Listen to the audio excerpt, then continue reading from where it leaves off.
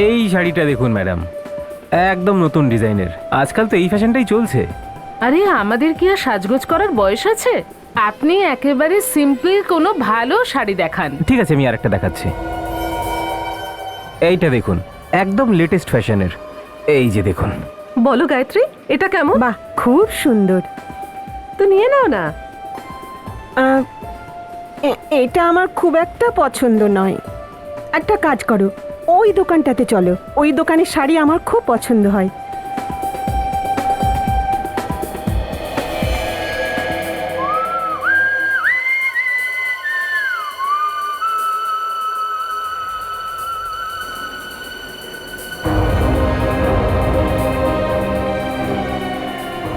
শুনুন, একটু দাঁড়ান না। শুনুন না, একটু একটু দাঁড়ান। শুনুন না।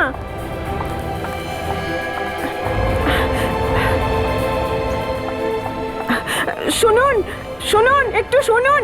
আরে দাঁড়ান না একটু।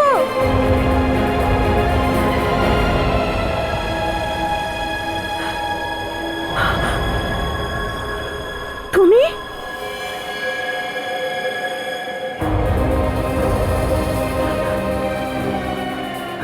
গায়ত্রী, গায়ত্রী, গায়ত্রী দাঁড়াও, গায়ত্রী দাঁড়াও। গায়ত্রী দাঁড়াও, দাঁড়াও। আরে দাঁড়াও, ওনাকে কি দাঁড় করছো? করান। পড়ে যাবো তো তুমি। ওনাকে দাঁড় এদিকে করান। এসো। ওনাকে পড়ে দাঁড় যাবো তো করান। তুমি। কেউ এদিকে এসো, নেই সরে ওখানে। এসো। গায়ত্রী ওখানে আরে কেউ নেই ওখানে। কেউ নেই ওদিকে। কেউ নেই ওদিকে, কেউ নেই। নিজেকে সামলাও গায়ত্রী। কি হয়েছে কি তোমার? গায়ত্রী, কি দরকার ছিল?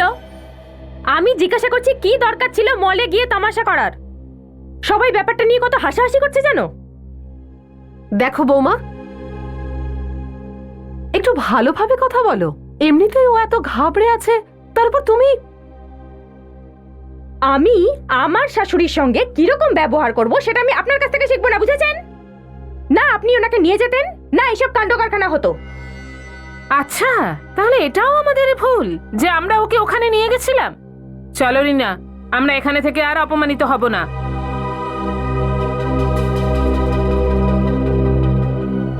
চলো মায়া, তুমিও চলো।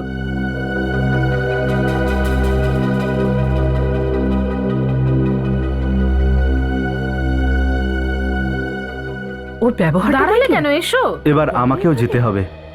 আপনি প্লিজ আপনার খেয়াল রাখবেন। 1 মিনিট দাঁড়াও,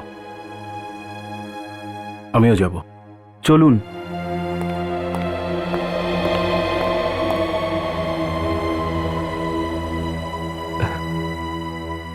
মা, এবার বলো কি হয়েছিল?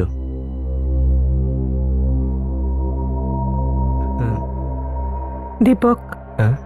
আমি না, তুমি তুমি কি মা? বলো প্লিজ মা।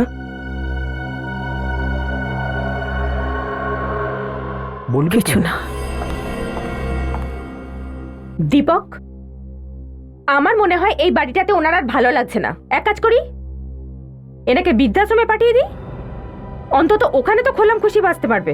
হাত জোর করে বলছি, আমাকে একা ছেড়ে দাও। মা, মা আমার কথাটা তো শোনো মা। মা, দিলে তো মায়ের মনটা ভেঙে? তুমি কেন সবসময় 20 বার করতে থাকো? কেন? সমস্ত স্বামী নিজের স্ত্রীকে কালনাগিনী মনে করে। এতই যদি শখ ছিল নিজের মায়ের আঁচলে বেঁধে থাকা, তাহলে আমাকে বিয়ে করলে কেন? Isha, just shut up. চেঁচাবে না। তোমার মাই বাড়ি ছেড়ে যেতে চাইছে না, না? এই বাড়ি বন্ধক আছে, যে কোনো সময় নিলামে উঠতে পারে। এই ব্যাপারটা কি উনি জানেন না? তখন কি হবে? গুলির আওয়াজ মায়ের ঘর থেকে। মা,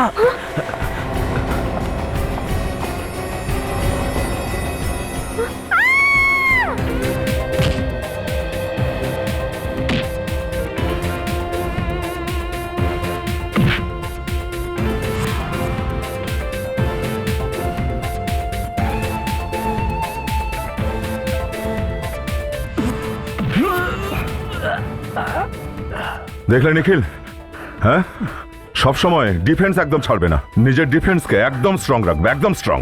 আর দ্বিতীয় কথা, যখন তুমি অ্যাটাক করবে তখন নিজের দুটো হাত মুখের দুপাশে এইভাবে রাখবে, এইভাবে এইভাবে, আর এইখান থেকেই অ্যাটাক করবে, এইভাবে এইভাবে। স্যার। তাতে তুমি অ্যাটাকও করতে পারবে আর সামনের লোক সুযোগ পাবে না তোমার মুখে আঘাত করার। Okay sir. Come on attack, come on attack. Yeah, that's good. Sir,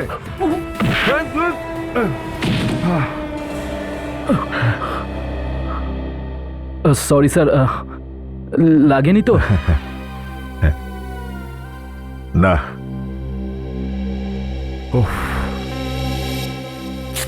এর থেকে আরো একটা শিক্ষা পেলে, কনসেন্ট্রেশন খুব জরুরি। স্যার। যেই আমার মনটা দরজার দিকে চলে গেল, তোমার এক ঘুষিতে আমাকে শুইয়ে ফেললে।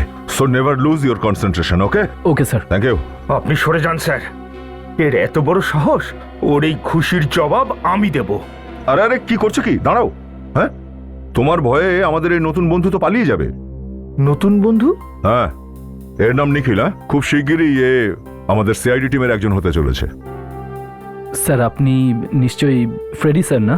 হ্যাঁ, ফ্রেডি। কিন্তু তুই কি করে জানলি? স্যার, আপনার ব্যাপারে অনেক শুনেছি আমি।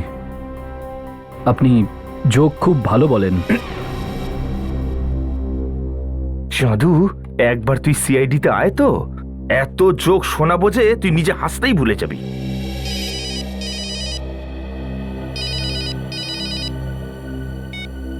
হ্যালো। হ্যাঁ, কি? কোথায়? ঠিক আছে, আমরা এক্ষুনি পৌঁছচ্ছি ওখানে। চলো ফ্রেডি, একটা নতুন কেস এসছে। স্যার, আমিও যাব।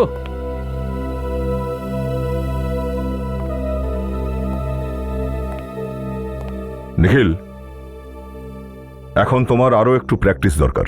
Sir. See you. Okay sir, all the best sir. এবার সিআইডি অফিসার হওয়ার স্বপ্ন খুব তাড়াতাড়ি সত্যি হবে। ইয়েস।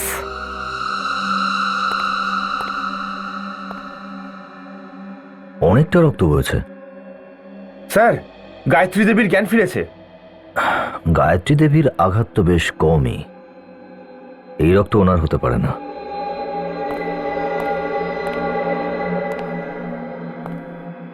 গায়ত্রী দেবী, ঘরের মধ্যে রক্ত পড়ে আছে, কিন্তু আপনি ছাড়া আর কেউই নেই এই ঘরে। তাহলে কি হয়েছিল বলতে পারেন? দেখুন, ঘাবড়াবেন না, আমরা সিআইডি থেকে। গায়ত্রী দেবী, স্যার, মনে হচ্ছে উনি মানসিকভাবে ভেঙে পড়েছেন। একটা কাজ করে ওনাকে অন্য ঘরে নিয়ে যাও, উনি একটু আরাম করুক। আসুন প্লিজ।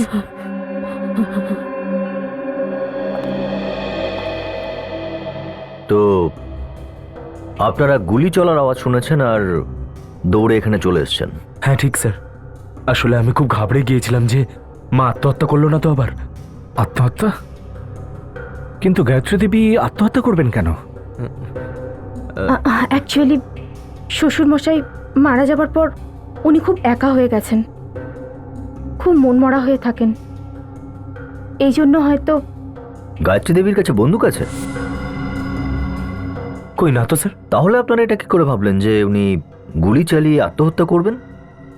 জানি না কেন স্যার, হয়তো খুব টেনশনে ছিলাম বলে এই কথাটা মুখ থেকে বেরিয়ে গেছে। আপনি বলছিলেন যে গায়ত্রী দেবী বেশ একাকিত্বে ভুগছেন, উনি একাই থাকেন এই ঘরে? হ্যাঁ স্যার। তাহলে কে ঢুকতে পারে ওনার ঘরে? কেউ তো নয় স্যার। কেউ তো আছেই, না হলে এতটা রক্ত কি করে পড়ে থাকবে? গুলি চলার আওয়াজ পেয়েছেন আপনারা, গুলি তো কারো লেগেছেই। স্যার, হ্যাঁ ফ্রেডি, এই আলমারিটা তো দেখছি খোলা পড়ে আছে, এখানে আবার কেউ চুরি টুরি করতে আসেনি তো? একবার এসে দেখুন তো আলমারি থেকে কিছু গায়েব রয়েছে কিনা। মায়ের কাছে তো এমন কিছুই নেই যা চুরি হয়ে যাবে। আমি দেখছি।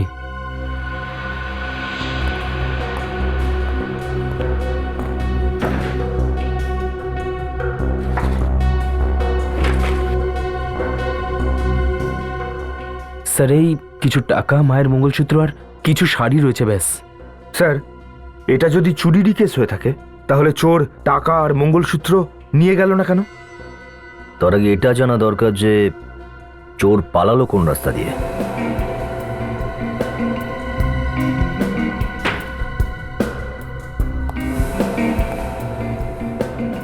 এই রাস্তা দিয়ে পালিয়েছে।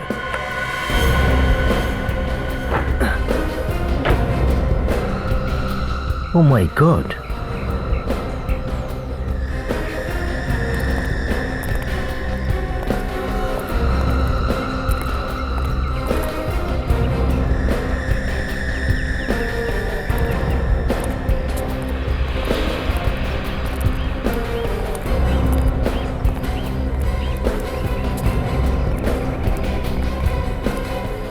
স্যার, এই দেখুন স্যার, এখানে আর এখানে এই দেখুন দেওয়ালেও রক্তের দাগ। তার মানে লোকটা দেওয়াল টপকেই পালিয়েছে। দেখতে হবে দেওয়াল টপকে কোথায় পালিয়েছে।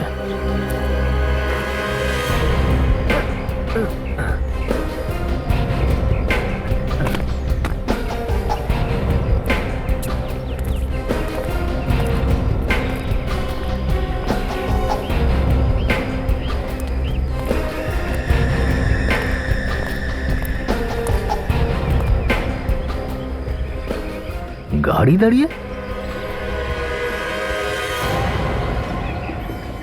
মাই গড, এত রক্ত! ওটা তো একটু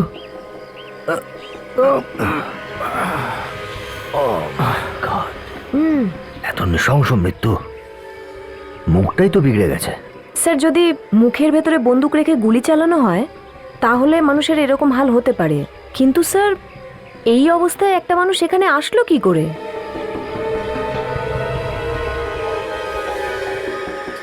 এক মিনিট, এটা দেখেছো? এর বুকেও গুলি মেরেছে। গাড়িটা একবার চেক করি। স্যার, এখানে এসে ও গাড়িতে বসে বোধহয় পালানোর চেষ্টা করেছিল, আর তখনই খুনি এর উপরে আরেকটা গুলি চালায়। বাড়িতেও গুলি চালানো হয়েছে ওর উপরে, বুকে, আর এখানে তো ওর মুখই উড়িয়ে দেওয়া হয়েছে।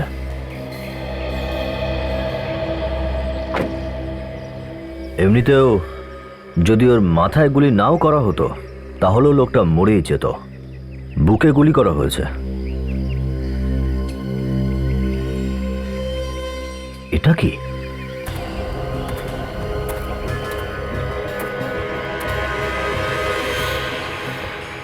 এই দেখো, গান তো পেয়ে গেলাম। গান পাউডারের স্মেলও আছে। তার মানে কিছুক্ষণ আগেই গুলি করা হয়েছে। 3টে গুলি চালানো হয়েছে, আর 3টে গুলি এখনো রিভলভারে রয়েছে। স্যার, একটা গুলি মানে যেটা বাড়ির মধ্যে বুকে লাগে, তাহলে গায়ত্রী দেবী খুব ভালো করেই জানবেন যে কে করেছে। ঠিক আছে, তাহলে গায়ত্রী দেবীকে জিজ্ঞাসা করি এই লাশটা কার আর গুলি কে চালিয়েছে। গায়ত্রী দেবী, ঘরের মধ্যে যখন গুলি চলেছে তার মানে আপনি নিশ্চয়ই চালিয়েছেন, কারণ ঘরে তো আর কেউ ছিল না। আগে গুলি আমিই চালিয়েছিলাম। আপনি গুলি চালিয়েছেন? গুড। চলুন, একটা ব্যাপার তো পরিষ্কার হয়ে গেল। আচ্ছা, আপনি কি আগেও কখনো গুলি চালিয়েছিলেন? না। তাহলে এবার কি করে চালালেন? হ্যাঁ, আর বন্দুক কোথায় পেলেন আপনি? বন্দুক চোরের হাতে ছিল। যখন আমি ঘরের ভিতরে এলাম, আমি দেখলাম আলমারির মধ্যে একজন লোক চুরি করছিল। আপনার বৌমা তো বলছিল যে আপনার কাছে কিছুই নেই আদৌ, আপনি তো নিঃস্ব একদম। তাহলে কি ছিল এই আলমারিতে যেটা চোর চুরি করতে এসেছিল? আমি ওকে দেখে খুব ভয় পেয়ে গিয়েছিলাম। ও আমার দিকে তাকাতেই আমি ভয় পেয়ে ওকে ধাক্কা দিয়েছিলাম। বাহ, ভয়ের কারণে আপনি চিৎকার করেননি, আপনি চোরকে ধাক্কা মারলেন। হ্যাঁ, ওর হাতে বন্দুক ছিল, ও গুলি চালাতে যাচ্ছিল। আমি তখন ওর উপরে ঝাঁপিয়ে পড়লাম, আর ঝাঁপিয়ে পড়ার সাথে সাথে গুলিটা চলে গেল আর ওর লেগে গেল। গুলি লাগলো চোরের গায়ে? কিন্তু ও মরেনি। ও ঘুরে আমার দিকে বিভৎসভাবে দেখলো। আমি ভয় পেয়ে গেলাম আর আমি অজ্ঞান হয়ে গেলাম। তারপরে আর কিচ্ছু মনে নেই আমার। আপনি অজ্ঞান হয়ে গিয়েছিলেন? তাহলে এই আঘাত কি করে পেলেন আপনি? যখন আমি অজ্ঞান হয়ে পড়ে গিয়েছিলাম তখন লেগে গেছিল। আচ্ছা, আপনার এটা তো মনে আছে যে গুলিটা চোরের কোথায় লেগেছিল? বুকে লেগেছে। গায়ত্রী দেবী, চোরের মুখটা চুরমার হয়ে গেছে। ওর মুখের ওপরেও গুলি চালানো হয়েছিল। না অফিসার, গুলি তো ওর বুকেই লেগেছিল। ঘরে আর কে ছিল? কেউ ছিল না। মিথ্যে মিথ্যে কথা বলছেন। ঘরে আরো একজন কেউ ছিল যে চোরের পিছু নিয়েছিল, আর সেই ব্যক্তি চোরকে আরো একটা গুলি করে, আর সেই কারণেই তার মৃত্যু হয়। অভিজিৎ, যে লোকটা মারা গেছে সে চোর কিনা সেটাও বোঝা যাচ্ছে না। এ তো উনি বলছেন যে ও চোর। আপনি জানেন ওর লাশটা আপনার বাড়ির বাইরে পাওয়া গেছিল? আমি তো ঘরের মধ্যে অজ্ঞান হয়ে পড়েছিলাম, আমি কি করে জানবো? আপনি কি ওই লোকটাকে এর আগে কখনো দেখেছেন? কখনো না। অভিজিৎ, ও চোর ছিল না। চোর সাধারণত নিজের কাছে গান টান রাখে না। যদি কোনো বড় সড়োর পরিকল্পনা থাকে তাহলে রাখতেও পারে। ঠিকই বলেছো, যদি এত বড়ই চোর হতো তাহলে ওদের বাড়িতে কেন যাবে? স্যার, এই চোরের আঙুলের ছাপ তো আমাদের ক্রিমিনাল রেকর্ডসেও নেই। এই লোকটা যে গাড়িতে এসেছিল সেটা নিশ্চয়ই চুরির গাড়ি। খোঁজ নাও তো এই গাড়ির মালিকটাকে। হ্যাঁ স্যার, গাড়ি ঠিক সময়ে পৌঁছে যাবে স্যার, আমাদের উপর ভরসা রাখুন। Excuse me. আরে স্যার, আপনারা? হ্যাঁ, আচ্ছা, কার্ড নাম্বার MH04BG55, এটা আপনার কোম্পানিরই তাই না? হ্যাঁ স্যার, এটা কালকে থেকে বেরিয়েছে কিন্তু এখনো আসেনি, আর আসবেও না। এ কি কথা বলছেন স্যার আপনারা? এই কার্ডটা নিয়ে গেছিল কে সেটা বলুন। কুনাল নামের একটা লোক নিয়ে গিয়েছিল। এই কুনালোর কোনো পরিচয়পত্র তো দিয়েছিল? কোনো আইডি, রেশন কার্ড বা ড্রাইভিং লাইসেন্স? আপনারা একটু দাঁড়ান, আমি নিয়ে আসছি। প্লিজ। স্যার, একটা ব্যাপার বুঝতে পারছি না, কুনাল এখান থেকে ভাড়ায় গাড়ি নিল শুধু চুরি করার জন্য? স্যার, এটা রেশন কার্ড। দেখেই বোঝা যাচ্ছে এই রেশন কার্ড নকল। নকল স্যার? হ্যাঁ। এমনিতে রেশন কার্ডটা যদি নকল হয় তাহলে ওর অ্যাড্রেসটাও নকল হবে। এটা আসল না নকল সেটা তো এই অ্যাড্রেসে গেলে তবেই বোঝা যাবে। ডক্টর সালুকে, আপনার কোথাও কোনো ভুল হচ্ছে না তো? অভিজিৎ, আমি যা বলি তা সঠিকভাবে জানার পরই বলে থাকি। হাওয়ায় তীর ছুঁড়ে না বস। না না, আজ সারিকা ম্যাডাম নেই তো, তাই আমি ভাবলাম হয়তো আপনার কোথাও কোনো ছোটখাটো ভুল হলেও হতে পারে। কাজের কথা বলি। হ্যাঁ, নিশ্চয়ই নিশ্চয়ই। এই লোকটির মৃত্যু দুটো গুলি লাগার কারণে হয়েছে। দুটো গুলি। এটা এমন কি বড় ব্যাপার হলো? বড় কথা এইটা অভিজিৎ, যে দুটো গুলি এই লোকটির গায়ে লেগেছে সেই দুটো আলাদা বন্দুক থেকে ছোড়া হয়েছে। দুটো গুলি আলাদা আলাদা বন্দুক থেকে ছোড়া হয়েছে? আগে হ্যাঁ, আমি বলছি। এ দেখো, এইটা .22 ক্যালিবারের বন্দুক থেকে ছোড়া হয়েছে, যেটা আমি এই লোকটার বুক থেকে পেয়েছি।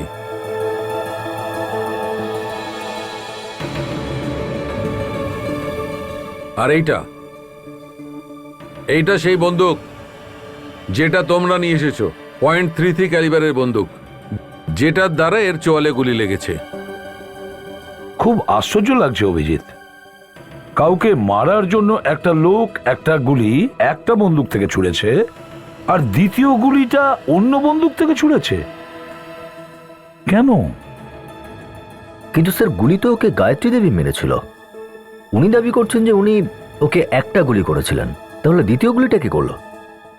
অন্য কেউ মেরেছে হয়তো। মানে দুজন খুনি? আর আমি জানি ওই দ্বিতীয় খুনিটা কে। ব্যাস, তাহলে কেস এখানেই সমাপ্ত। সালুকে স্যার দ্বিতীয় খুনিকেও খুঁজে বের করে ফেলেছেন। ওই দ্বিতীয় খুনিটি এই পৃথিবীতে নেই। আরে স্যার, এই মাত্র তো আপনি বললেন যে আপনি দ্বিতীয় খুনিকে চেনেন, আর এখন বলছেন যে সে এই দুনিয়াতেই নেই। হ্যাঁ, দেখলেন স্যার, সালুকে স্যার কিরকম দাঁড় করিয়ে রেখে আমাকে বোকা বানালো। তুমি একটু থামবে? বস, যে লোকটি এর চোয়ালে গুলি করেছে ও আর কেউ নয়, এ নিজেই। তার মানে আত্মহত্যা করেছে? সেটা বলা যাবে না ও আত্মহত্যা করেছে কিনা, কিন্তু ব্যাপারটা খুব অদ্ভুত। একটা গুলি লাগার পর যে প্রাণ বাঁচানোর জন্য বাইরে ছুটেছে, সে নিজেই চোয়ালে গুলি করলো। আমি এই বন্দুকের ওপর ওর আঙুলের ছাপ পেয়েছি। এ নিজের ওপর গুলি মুখের ভেতরে রেখে চালালো? হ্যাঁ কাজল, এইভাবে। অভিজিৎ, এমনিতেই এই লোকটা মারা যেত, তাহলে নিজেকে বাঁচানোর চেষ্টা না করে এ নিজেই নিজেকে কেন গুলি করলো? স্যার, মনে হয় ওর যন্ত্রণাটা আর সহ্য হচ্ছিল না। এই গায়ত্রী দেবী একদম মিথ্যে কথা বলছে স্যার। উনি দাবি করেছেন উনি একটা গুলি মেরেছিলেন, তাহলে বন্দুকটা কোথায়? না আমরা ওই বন্দুক ওনার বাড়ি থেকে পেয়েছি, না গাড়ির কাছ থেকে। একটা কাজ করো অভিজিৎ, তুমি আবার গায়ত্রীর বাড়িতে যাও আর খুব ভালো করে তদন্ত করো।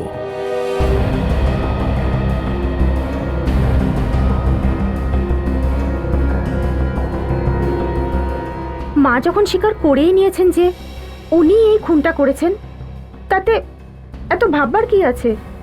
আপনারা ওনাকে গ্রেপ্তার করছেন না কেন? বারবার সেই একই প্রশ্ন কেন আমাদের করছেন? যখন খুন হয়েছিল তখন আপনারা এখানে ছিলেন, আপনারা জানেন এখানে কি ঘটেছিল। আসল খুনি ধরা পড়াটা খুবই প্রয়োজন, আর যতক্ষণ ও ধরা না পড়ছে ততক্ষণ। মানে খুন গায়ত্রী দেবী করেনি? যদি খুন গায়ত্রী দেবী করে থাকবেন তাহলে এই বন্দুকটা কোথায়? যেই বন্দুক দিয়ে উনি চোরের বুকে গুলি করেছিলেন সেটা এখনো পাওয়া যায়নি। ঈশা, তুমি তো আমাদেরকে বলছিলে যে গায়ত্রী দেবীর কাছে চুরি করার মতন এমন কিচ্ছু জিনিস নেই। হ্যাঁ, এটা তো সত্যি যে ওনার কাছে এরকম কিছুই নেই। তবুও জানতে পারলাম না যে চোর এখানে কি চুরি করতে এসেছিল। এটাই তো আমি নিজেও বুঝতে পারছি না স্যার, যে চোরটা এই বাড়িতে এসেছিল কেন। স্যার, হ্যাঁ ফ্রেডি, এই দেখুন স্যার,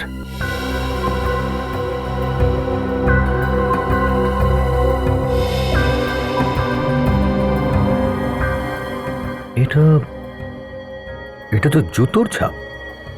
হ্যাঁ স্যার, তার মানে নিশ্চয়ই কেউ আলমারির মধ্যে লুকিয়ে বসেছিল। স্যার অদ্ভুত কাণ্ড।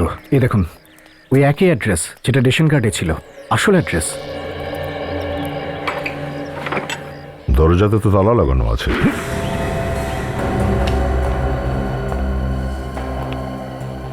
রুম একদম খালি দেখছি, কোনো জিনিসও নেই তো এখানে তেমন।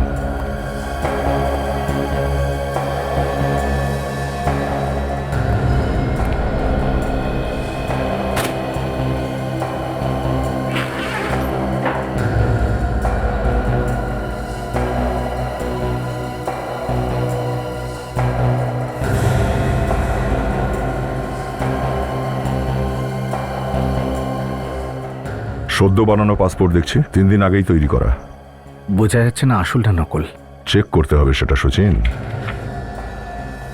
এতে তো দুবাই যাওয়ার ভিসাও লাগানো আছে। তার মানে ও দুবাই যাওয়ার পুরো প্ল্যান করেছিল। বোধহয় বুঝতে পেরেছিল কেউ এর পেছনে পড়ে গেছে। কিন্তু কে হতে পারে? ভাবছি এটাই। এ কার থেকে পালাচ্ছিল? দেখো কিছু পাও কিনা।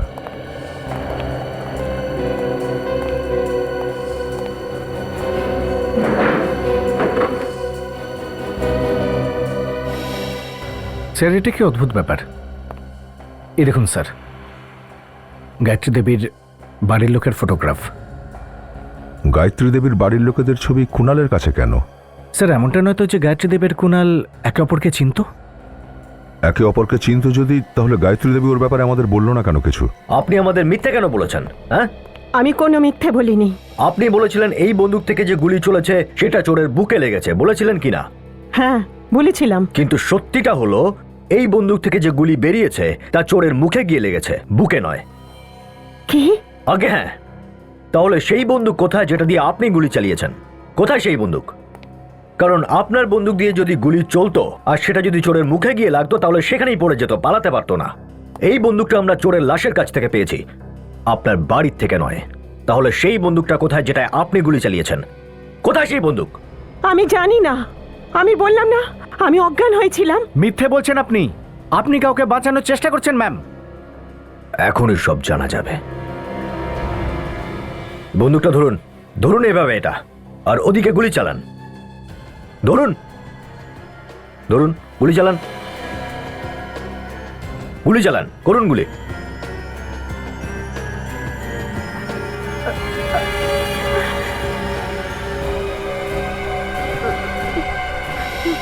হাত কাঁপছে আপনার, আপনি গুলি চালাতেই পারেন না।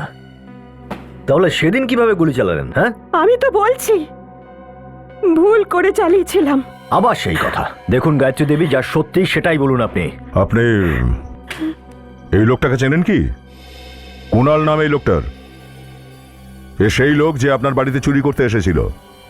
কে এই কুণাল? ওর বাড়িতে আপনার ফ্যামিলি ফটোগ্রাফ কি করে এলো? কি করতে এসেছিল আপনার বাড়িতে? জবাব দিন।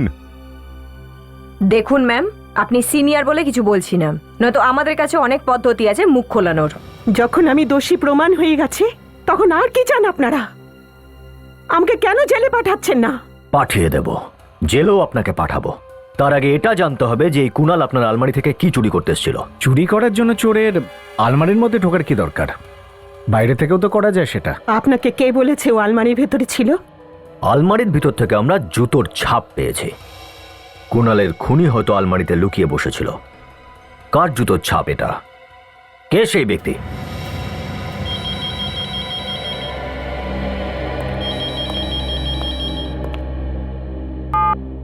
হ্যালো,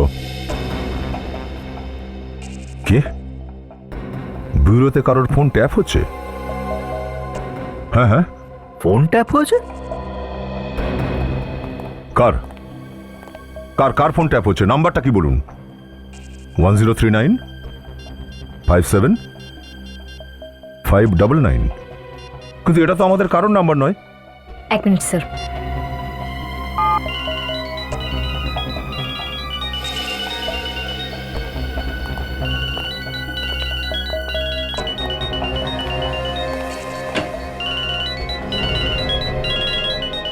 ওহো, গায়ত্রী দেবী, আপনি? আপনার ফোন ট্যাপ হচ্ছে? আপনার মোবাইল ফোন কে ট্যাপ করতে পারে? আমি কি করে বলবো? আমি তো নিজেই অবাক যে আমার মোবাইল কে ট্যাপ করছে। সেটাই তো, এমন কি রহস্যজনক বিষয় আছে যে আপনি ফোনে বলতে পারেন? কোনো রহস্যই নেই, পুরো সত্যটা আপনাদের সামনে তুলে ধরেছি। সত্যিটা কি খুব শিগগিরই জানা যাবে সেটা। শচীন, একটা কাজ করো, খোঁজ করো এটা কার কাজ, কে করছে এই ফোনের ট্যাপিং।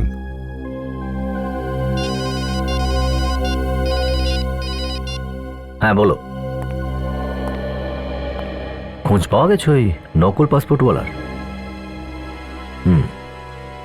কোথায় পাওয়া যাবে এই লোকটাকে?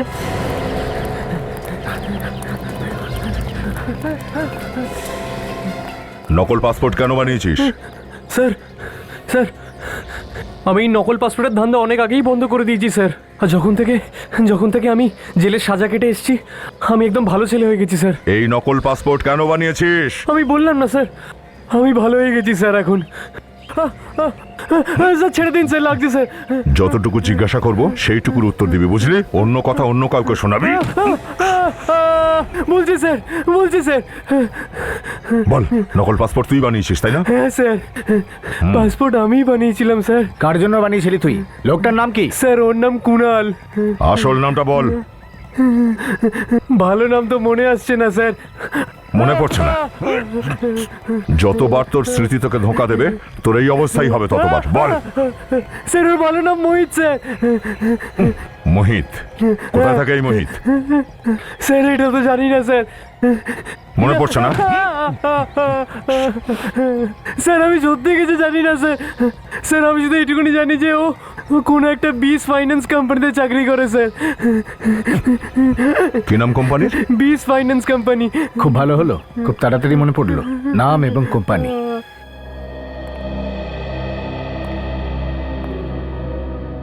হ্যাঁ বলুন, আমি আপনাদের কি সাহায্য করতে পারি? আসলে আমরা মোহিতের ব্যাপারে কিছু জানতে এসেছি। ও এই কোম্পানিতেই কাজ করতো তাই না? আগে হ্যাঁ, ও আমাদের এই কোম্পানিতেই চাকরি করত, আর খুবই ভালো ছেলে ছিল ও। ভালো ছেলে নকল পাসপোর্ট নিয়ে ঘোরে না নিশ্চয়ই? নকল পাসপোর্ট? আমি ঠিক বুঝলাম না। আগে হ্যাঁ, নকল পাসপোর্ট। এই দেখুন।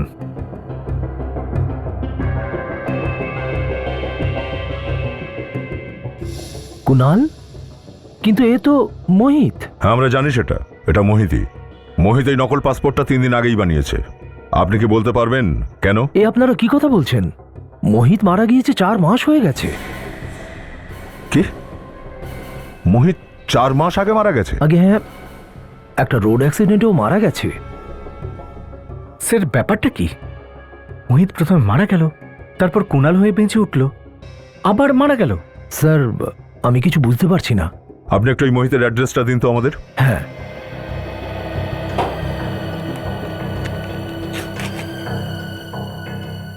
এই নিন। Thank you.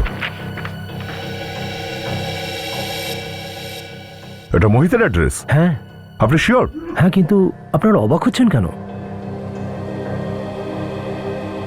My god!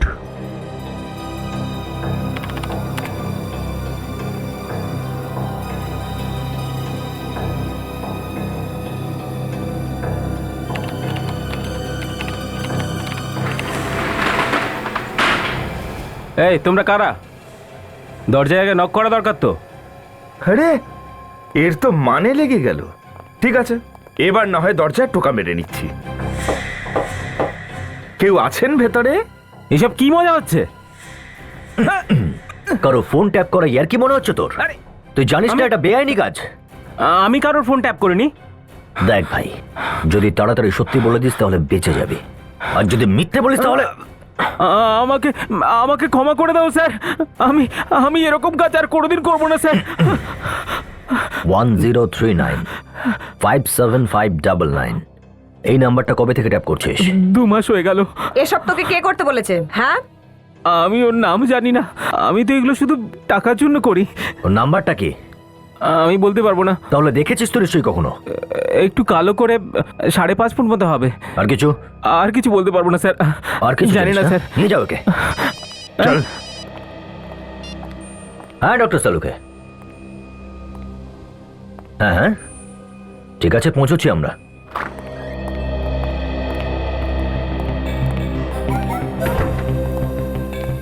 গালে হাত দিয়ে বসে আছো কেন সালুকে? বস, আমি ঠিক করে নিয়েছি। আমি এই চাকরি ছেড়ে দিচ্ছি। এই সব কাজ আমাকে দিয়ে হবে না। আচ্ছা, তার মানে তুমি ঘুরে বেড়াবে। এই কাজটা কে করবে?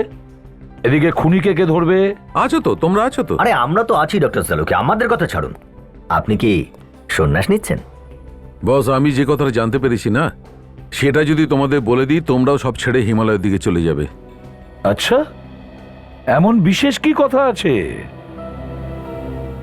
শুধুমাত্র তোমরা বলেছো বলে আমি প্রত্যেকটি লোকের ডিএনএ টেস্ট করেছি। আর টেস্টের রেজাল্টটা কি বেরোলো? টেস্টের রেজাল্ট এই কথাই বলছে, যে লোকটি এখানে শুয়ে আছে ইনিই হলেন দীপকের বাবা। কি? হ্যাঁ, এদের দুজনের ডিএনএ ম্যাচ হয়ে গেছে। কিন্তু দীপক তো বলছিল যে ওর বাবার মৃত্যু 4 মাস আগে হয়েছে। অভিজিৎ, এই যে লোকটি এখানে শুয়ে আছে সে দীপকের বাবা, আর এর মৃত্যু হয়েছে মাত্র 2 দিন আগে, 4 মাস নয়। কিন্তু স্যার, যদি এই লোকটা দীপকের বাবা হয়ে থাকে, তাহলে সেই ব্যক্তিকে যার মৃত্যু 4 মাস আগে হয়েছে। স্যার, আমার তো মাথা কেমন ঘেটে গেল। 2টো বন্দুক, 2টো খুনি, আর এখন 2টো বাপ। বাবা মানুষের একজনই হয়, শুধু একজন। যদি এই লোকটার ডিএনএ দীপকের ডিএনএর সঙ্গে ম্যাচ করে, তার মানে একটাই দাঁড়ায়, দীপকের বাবা এই লোকটাই।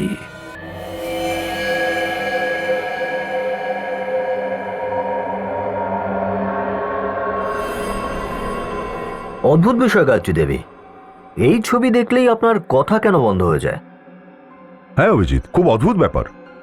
আচ্ছা ঠিক আছে, চলুন আমরা একটু সাহায্য করছি আপনাকে, যাতে আপনার সব মনে পড়ে। এই লোকটার আসল নাম মোহিত। হ্যাঁ, এই দেখো, ওনার তো এখনো কিছু মনে পড়ছে না। আচ্ছা ফ্রেডি, এমনটা কি হতে পারে যে একজন মহিলা তার সন্তানের বাবাকে চিনতে অস্বীকার করছে? আমার তো মাথা কেমন ঘেটে গেল। কিন্তু স্যার, এনার স্বামী তো 4 মাস হলো মারা গেছেন না? হ্যাঁ ফ্রেডি, কিন্তু ওই লোকটার ডিএনএ ওনার ছেলে দীপকের সঙ্গে কি করে মিলে যাচ্ছে? এখন এটার জবাব তো গায়ত্রী দেবী দিতে পারবেন।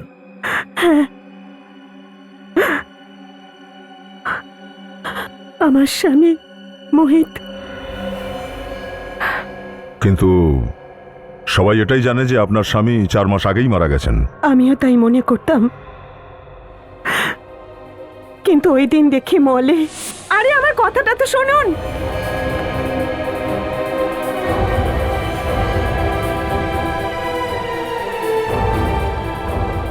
তুমি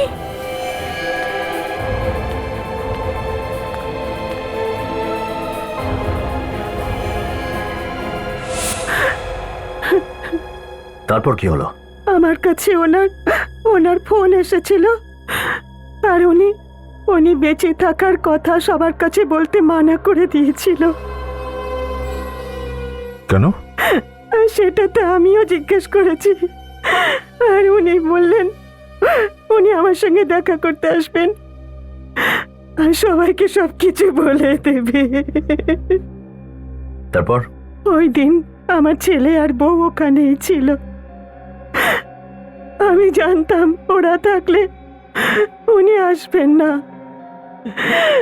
এই কারণে আমি আমার ঘরের মধ্যে চলে গিয়েছিলাম।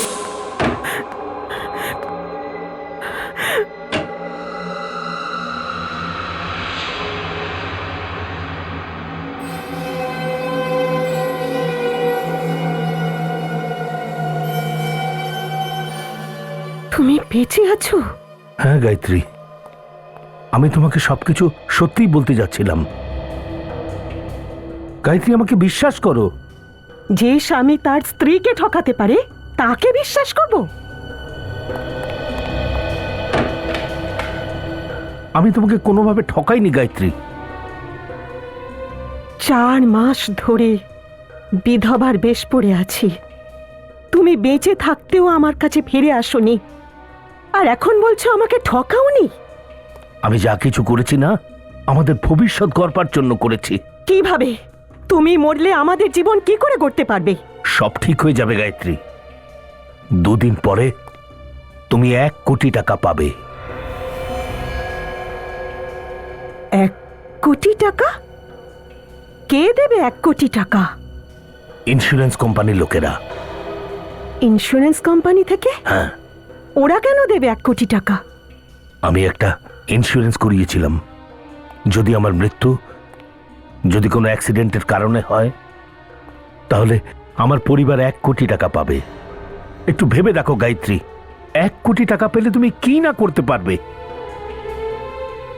আমাদের মেয়েটার বিয়ে হয়ে যাবে, ছেলেটা নিজের বিজনেস শুরু করতে পারবে। তুমি আমাদের খুশির জন্য এত বড় প্রতিদান দিলে? তোমরা সবাই খুশি থাকলে আমিও খুশি। আমি দুবাই চলে যাচ্ছি, আমি ওখানেই থাকবো। যদি আমাকে এখানে কেউ জীবিত দেখে নেয়, তাহলে খুব গন্ডগোলে পড়ে যাবো আমি।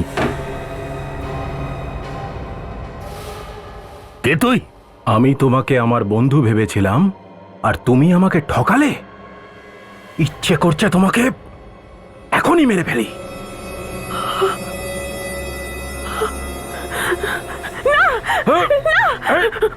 তুমি বাইরে চলে যাও, আমি ওকে যাচ্ছি। তুমি ছাড়ো। মোহিত! এটা তুমি কি করলে? তোমার জন্য গুলিটা চললো। হ্যাঁ,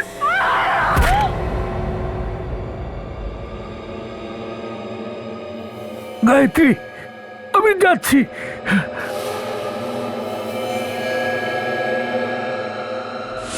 তারপরে কি হয়েছে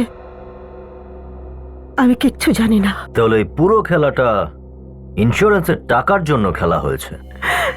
এই জন্য আমি মোহিতের সম্পর্কে আপনাদের কিচ্ছু বলিনি, কারণ আমি জানতাম সবাই যদি মোহিতের বেঁচে থাকার খবরটা জেনে যায়, তাহলে ইন্স্যুরেন্সের টাকাটা আমরা পাবো না। যা আমার মেয়ের বিয়েতে খরচ করতে চাইছিলাম, আমি যা কিছু করেছি আমার পরিবারের খুশির জন্য করেছি। আপনারা আমাকে ফাঁসি দিয়ে দিন, তাছাড়া আমি বেঁচে থেকে কি করব? ফাঁসিতে আপনাকে নয়, খুনিকেই ঝোলাবো। আপনি শুধু এটা বলুন যে ওই লোকটাকে যে আলমারিতে বসেছিল, মোহিতের উপরে গুলি চালিয়েছিল। আমি জানি না, ওই ছোটটা মুখে মাস্ক পরেছিল। তবু কিছু তো মনে থাকবে ওর চেহারার বিষয়ে। ও কি বলেছিল, কিছু তো মনে থাকবেই আপনার ওর বিষয়ে। অবশ্যই লোকটা বলেছিল যে মোহিত ওকে ঠকিয়েছে, ওর সাথে বিশ্বাসঘাতকতা করেছে। তাহলে সেরকম কারোর নাম বলুন যাকে আপনার স্বামী ঠকিয়েছে। আমি এই ধরনের কোনো লোককে চিনি না।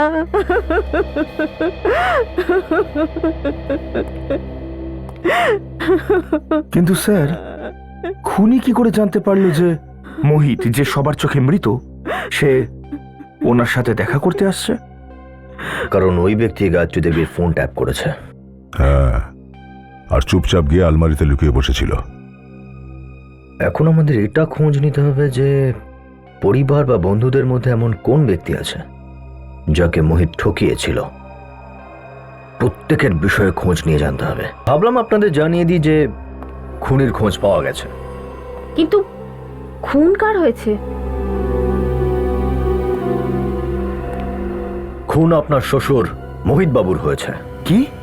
এটা কি করে হতে পারে স্যার? আমার বাবা 4 মাস আগে মারা গেছে একটা অ্যাক্সিডেন্টে। না, ওনার মৃত্যু কোনো অ্যাক্সিডেন্টে হয়নি। ওই অ্যাক্সিডেন্টটা কোনোদিন হয়নি। ওনার মৃত্যু তো শুধুমাত্র একটা নাটক ছিল, নাটক, ইন্স্যুরেন্সের টাকার জন্য। হোয়াট? ইন্স্যুরেন্সের টাকার জন্য? আগে হ্যাঁ। কিন্তু বাবাকে কে খুন করেছেন? হতে পারে যে তুমিই খুনটা করেছো। আমি আমি হ্যাঁ, তুমি যে তোমার শ্বশুর শাশুড়িকে একেবারেই সহ্য করতে পারতে না সেটা পরিষ্কার বোঝা যায়। দেখুন, আপনি আমার স্ত্রীর ওপর এরকম মিথ্যা অপবাদ কখনো লাগাতে পারেন না।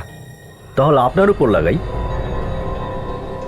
আপনি আপনার বাবার কাছ থেকে টাকা চেয়েছিলেন বিজনেস শুরু করার জন্য।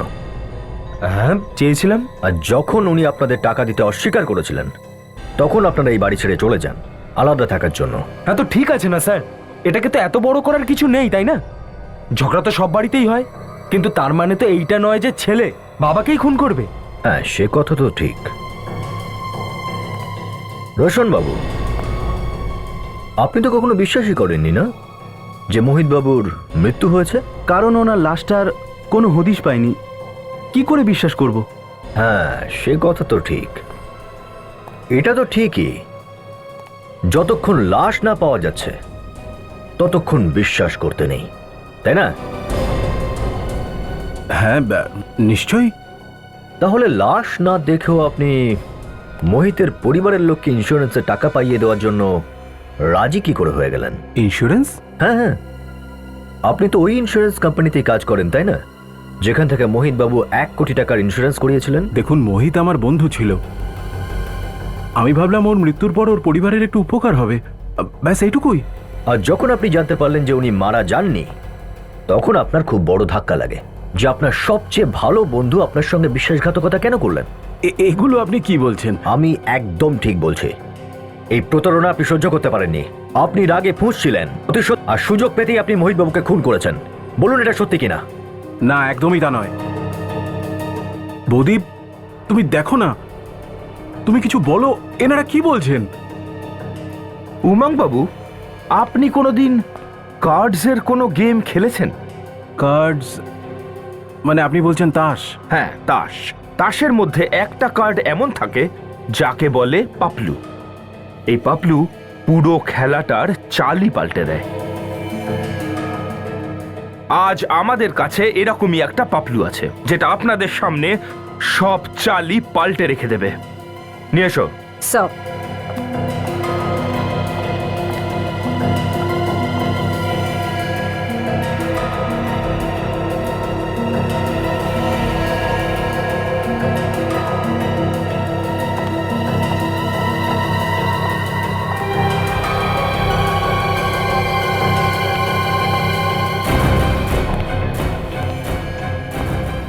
সূর্য, তুমি? আরে বাহ, খুব জলদি চিনে ফেললেন।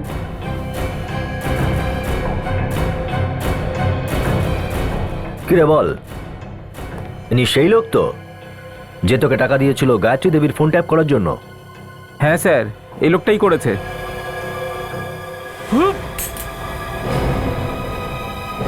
আরে আরে আরে উমং বাবু, আপনি এত পরিশ্রম কেন করছেন? এই বন্দুকের গুলিগুলো তো আমার হাতে। কোথায় যাচ্ছিস? হ্যাঁ, একবার সিআইডি যখন কারো গলা চেপে ধরে না তখন সেটা কেউ ছাড়াতে পারে না। মোহিতের খুন আমার হাত দিয়েই হয়েছে, কিন্তু কিন্তু আমি ওকে মারতে ওখানে যাইনি। আমি তো শুধু সত্যিটা জানতে চেয়েছিলাম। আর সেই জন্য আপনি গায়ত্রী দেবীর ফোন ট্যাপ করিয়েছিলেন। হ্যাঁ, কারণ মোহিত ইন্স্যুরেন্স করিয়েছে, এখনো 1 বছর হয়নি। আর এভাবে হঠাৎ করে ওর মরে যাওয়া অ্যাক্সিডেন্টে আমার সন্দেহ হয়েছিল যে এটা বড় কোনো প্ল্যান নয় তো।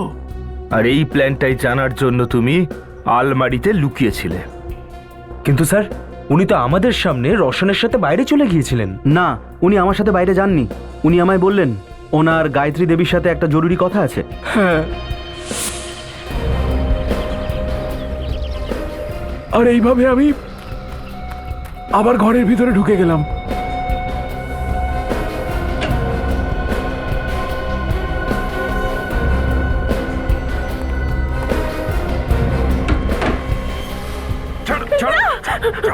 তুমি বাইরে চলে যাও। ভুল করে গুলিটা গিয়ে মোহিতের বুকে লাগলো। আর তারপরে তুমি বাইরে গিয়ে মুখে গুলি চালিয়ে দিলে? না না, আমি আর কোনো গুলি চালাইনি। পরের গুলিটা তো মোহিত নিজে চালিয়েছিল। ও নিজেই বন্দুকটা মুখের ভিতর ঢুকিয়েছিল। আপনি মিথ্যা কথা বলছেন। বাবা নিজেকে কেন মারবে? হ্যাঁ, কারণ উনি চাইছিলেন যে ইন্স্যুরেন্সের টাকা তোমরা পাও। সেই জন্যই উনি নিজের মুখের মধ্যে বন্দুক রেখে গুলি চালিয়েছিলেন, যাতে পুরো মুখ বিকৃত হয়ে যায় আর কেউ লাশটা চিনতে না পারে। কি? উনি আমাদের খুশির জন্য নিজের প্রাণ দিয়ে দিলেন? হ্যাঁ, তোমরা তোমাদের মা বাবাকে যতই ভুল বোঝো না কেন, কিন্তু সময় এলে ওনারা তোমাদের খুশির জন্যই নিজেদের প্রাণও দিতে পারেন।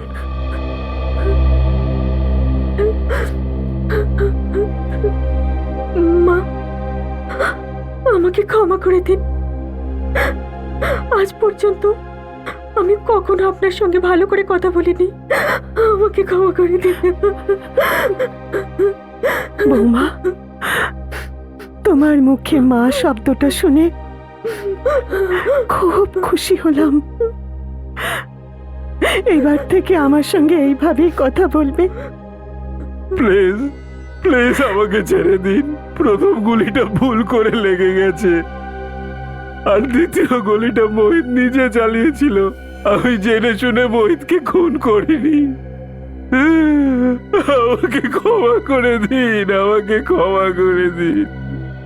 আপনার বিচার তো এবার আদালতই করবে।